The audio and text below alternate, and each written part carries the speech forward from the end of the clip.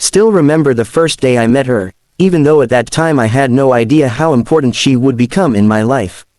It was an ordinary morning, the kind of morning that feels slow and predictable.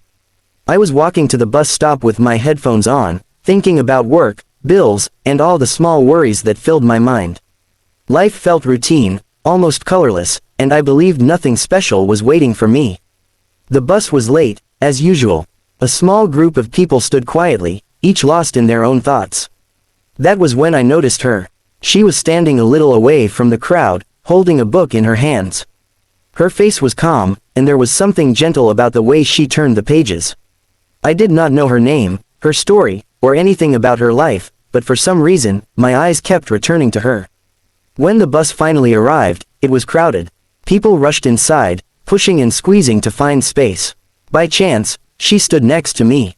The bus moved forward, shaking slightly, and suddenly the driver applied the brakes.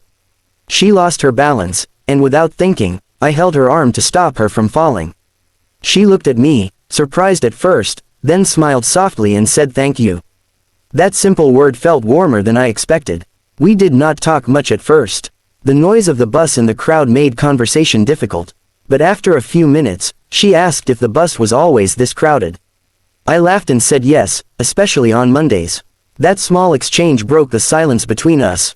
We began talking about simple things, like work, weather, and daily routines. I found out she worked at a nearby school and loved reading novels in her free time. When it was time for her to get off the bus, she hesitated for a moment, then said she enjoyed talking to me. I felt the same, but I did not know how to express it properly. She waved goodbye and disappeared into the crowd.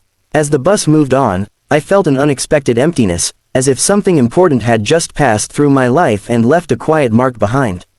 For the rest of the day, I could not stop thinking about her. Her smile, her voice, the way she held her book, all of it stayed in my mind. I told myself it was silly. After all, she was just a stranger I met on a bus. But deep inside, I hoped I would see her again. The next morning, I reached the bus stop a little earlier than usual. I pretended it was just to avoid being late, but the truth was different. I looked around carefully, searching among the faces. At first, I did not see her, and disappointment settled in my chest. Then, just as I was about to give up, I saw her walking toward the stop, the same book in her hands.